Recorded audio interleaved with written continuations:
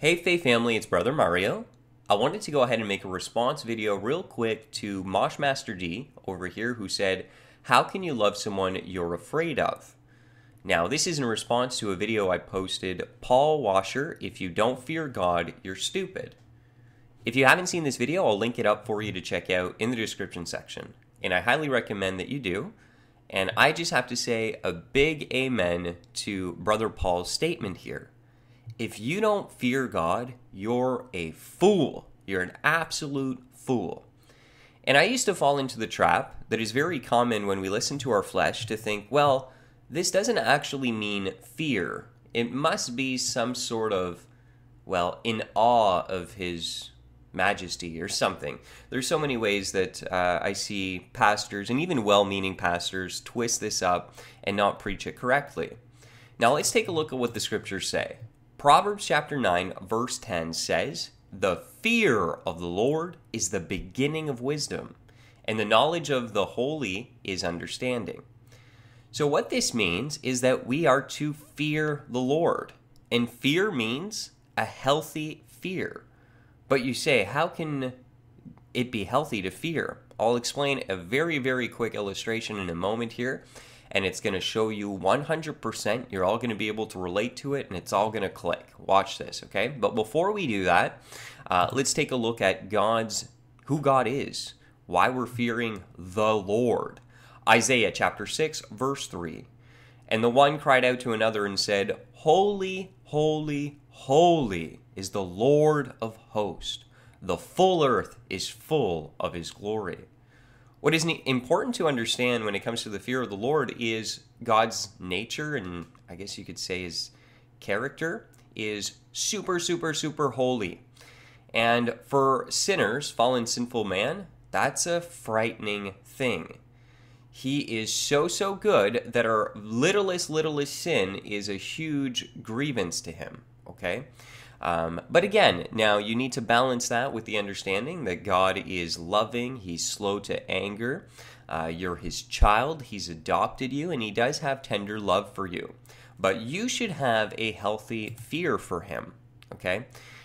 Check this out, Philippians chapter 2, verse 12, it says, "Wherefore, my beloved, as ye have always obeyed, not as in my presence only, but now much more in my absence, work out your own salvation with fear and trembling."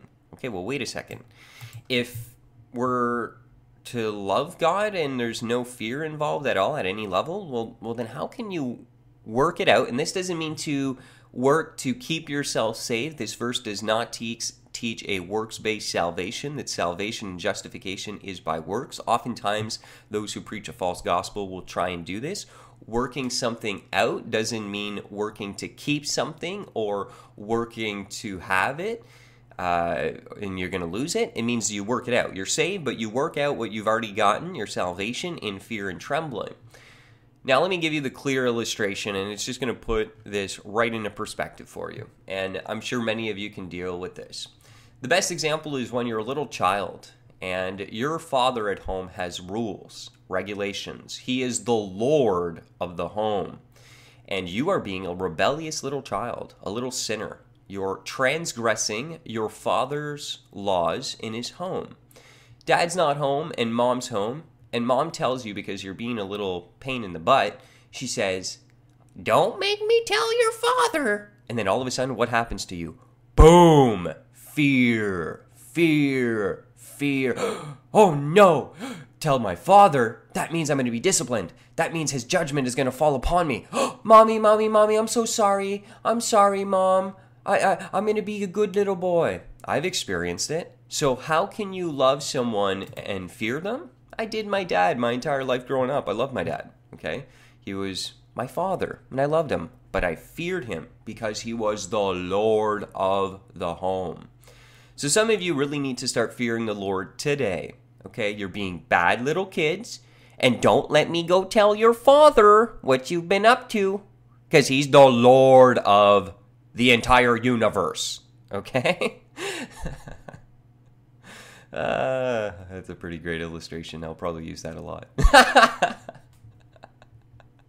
He's a good father. But if you're being bad, you better fear him and get in line. But he loves you, okay? It's just that when it comes to his law, his obeying his law and his commands, we should have a healthy fear. And that's what that means, that it's the beginning of wisdom, okay? The fear of the Lord is the beginning of wisdom. If you are being a bad little boy or girl and you've sinned and transgressed against the Lord, you better get right. You better have a healthy fear in you. Not because you're going to lose your salvation or anything, because of his majesty, because of his holiness, because of his character. He's the Father of the home, the Lord of Lords. Obey him today. Work out your salvation with fear and trembling. It's a healthy thing to do. It's going to keep you in line. Otherwise, think about it. Now, if I'm sitting at home and I'm not going to fear Dad. Why would I fear someone that I love? I love my father and I'm not going to fear him. And you tell that to your mom. Oh yeah? You're not going to? Well, I'm going to tell him. And you're actually really scared and you're like, oh no. I'm going to end up being in a timeout in about 5 seconds. It's not healthy. That leads to a rebellious child. So if you don't have any fear for the Lord, start having some now because you're pretty stupid for not having it. He's the Lord of all. And he's a good father. So love and fear him. Have a blessed and wonderful day.